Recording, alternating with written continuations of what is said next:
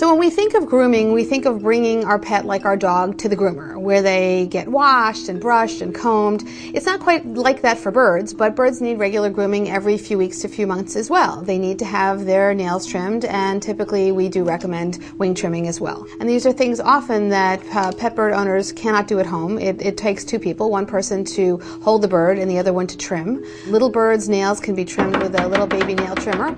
Apparently she doesn't like to have her nails trimmed, so she's voicing an opinion there.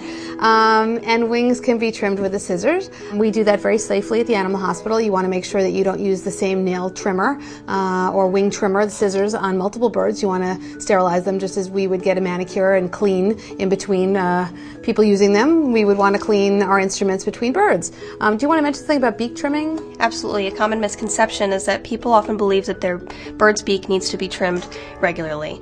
On the bright side, it does not. It is supposed to be sharp. If your bird's beak has something wrong with it where it's deformed and it needs to be trimmed, often it means that there's another medical issue going on, and that needs to be checked out by your veterinarian immediately anyway.